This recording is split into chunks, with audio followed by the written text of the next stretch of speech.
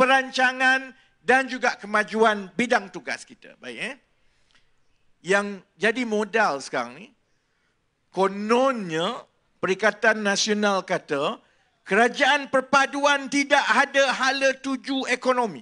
Yang itu saya kena jawab lah, tanggungjawab saya. Saya kalaulah yang kata itu, Profesor Jomo yang ada PhD daripada ekonomi, daripada Harvard, saya dengarlah juga. Kalau yang kata tu contohnya yang memang ada pengalaman menjadi pengurus dana berpuluh tahun satu dunia, fahamlah juga. Ini yang dok maki tiap-tiap hari yang datang ini, kita nak cerita pasal inflasi pun dia tak faham, saudara-saudara. Ini jenis yang dia pakai dengar daripada TikTok, dia rasa dia yakin dia boleh jadi Menteri Kewangan Dunia. Jenis macam tu. Sebab itu malam ini saya nak ambil sedikit masa. Allah ni jam, tak keluar masa. Saya lupa charge jam dah habis bateri. Sekarang jam ni sleep mode pula. Habislah korang. Aku habis pukul 2 pagi sebab tak nampak waktu. Jadi saya nak ambil masa sedikit, walaupun malam-malam pukul 11 lebih, jangan fikir kita dekat sini, fikir yang menonton di seluruh Malaysia. Kerana kita selalu ambil kesempatan ceramah ini ialah pentas untuk kita memberi pencerahan. Dan antara benda yang paling suka nak difahami ialah soal ekonomi ni. Sebab orang kata Malaysia ni, kalau ikut Tan Sri Muhyiddin lah, Malaysia ni dah hancur dah. Hancur lebur dah ekonomi. Teruk dah. Bagaimana kita menilai perkembangan ataupun kemajuan ekonomi negara? Kalau kita keluarga senanglah, kita tengok gaji kita tengok harta kita tengok perbelanjaan kita, gaji, tolak perbelanjaan, tengok ada lebih, tengok hutang, tengok harta tak? Untuk negara, dia tak adalah banyak beza sangat. Lebih kurang macam itulah. Kita selalu tengok perkara pertama ialah pertumbuhan ekonomi. Yang orang duk kata pertumbuhan. Ataupun kalau nak nampak cerdik sikit lagi, beritahu pertumbuhan keluaran dalam negara kasar, KDNK. Saudara-saudari tahu ke tidak pertumbuhan semua ni sebenarnya maksudnya apa? Pertumbuhan ini diukur dengan keseluruhan perbelanjaan yang berlaku dalam sesebuah ekonomi, campur lagi juga nilai ekspor tolak nilai import lah, dia lebih kurang macam tu. Jadi maksudnya keupayaan keseluruhan berbelanja sebuah ekonomi. Maknanya kalau pertumbuhan itu 5%, kalau tahun lepas negara kita campur semua ni, rakyat belanja, syarikat belanja, pelaburan campur dengan ekspor tolak import, maksudnya 100 bilion, itu maksudnya campur semua. Kalau dia kata pertumbuhan ekonomi naik 5%, maksudnya tahun depan dia jadi 105 bilion. Ada 5 bilion tambahan, dan 5 bilion tambahan itu maksudnya ada yang orang dapat gaji lebih sikit.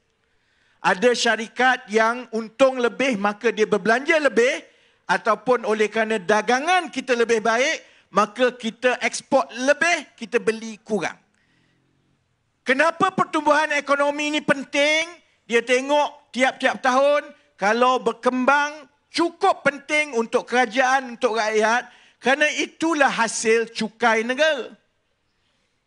Syarikat banyak berbelanja, maksudnya syarikat ada pulangan yang baik, untung yang baik, ambil cukai jadi pendapatan kerajaan. Jadi fungsi pertama ataupun kayu ukur pertama kita tengok ekonomi ialah kita selalu tengok pertumbuhan ekonomi. Pertumbuhan yang baik maksudnya ialah ekonomi itu berkembang. Bila ekonomi itu berkembang, kerajaan akan dapat hasil cukai lebih tinggi. Hasil cukai lebih tinggi maknanya kerajaan boleh bina jalan lebih baik, boleh bagi lebih banyak bantuan dan sebagainya. Itu yang pertama.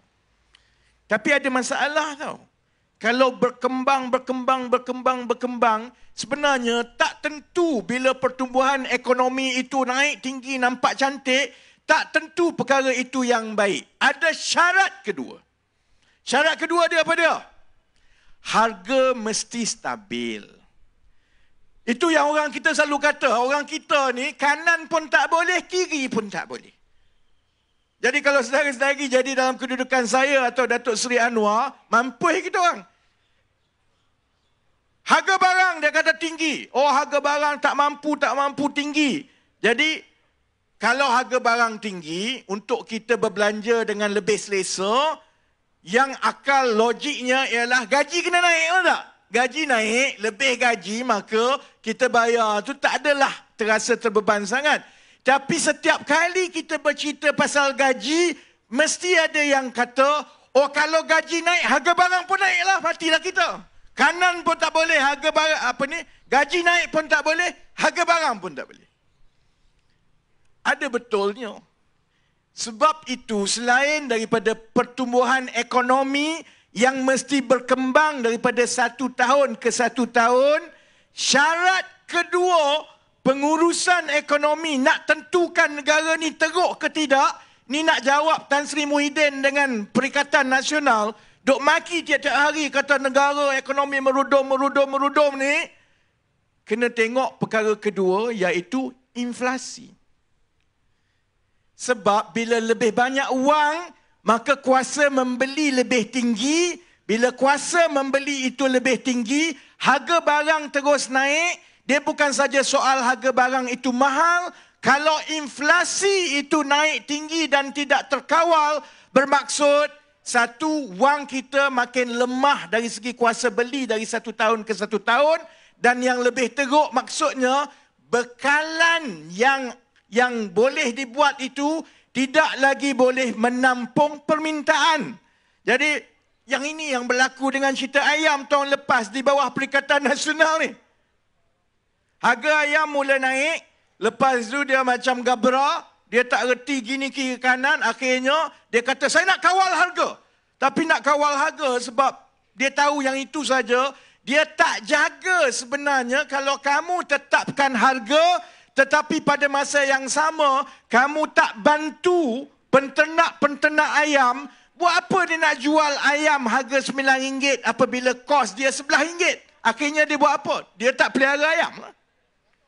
Bila dia tak pelihara ayam, bekalan ayam mula terganggu, yang ini makin naik lagi. Jadi sebab itu, mana-mana pengurusan ekonomi di dunia ini, dua perkara ini adalah perkara yang paling penting, iaitu mencari titik keseimbangan di antara pertumbuhan ekonomi dengan kestabilan harga yang dikawal ataupun ditentukan oleh inflasi. Negara boleh maju, tapi kalau inflasi tinggi, mati. Negara, kalau dia maju, tapi inflasi makin merendah sampai negatif, maksudnya pun ada masalah juga. Sebab bayangkan begini, kita beli rumah kita harga RM100,000 tahun ini. Kita dah belanja RM100,000. Tapi oleh kerana dalam keadaan negara yang dia deflasi, maksudnya harga dia menguncup dan mengurang tiap-tiap tahun, 5 tahun lagi yang kita beli RM100,000, dia tinggal RM70,000. Kita kerja tiap-tiap tahun ni, duk bayar. Tapi harta yang kita ada makin mengurang. Sebab itu, dua syarat utama yang digunakan oleh semua orang dalam dunia ini, kecuali walaun PN, hanya dua. Tengok kepada pertumbuhan ekonomi, kemudian tengok pula kepada inflasi. Yang ini saja, saudara-saudari, boleh menjawab sebenarnya tuduhan-tuduhan yang mengatakan bahawa ekonomi kita telah hancur. Hancur apanya? Pertumbuhan kita antara yang terbaik di rantau ini, suku pertama paling baik di rantau ini.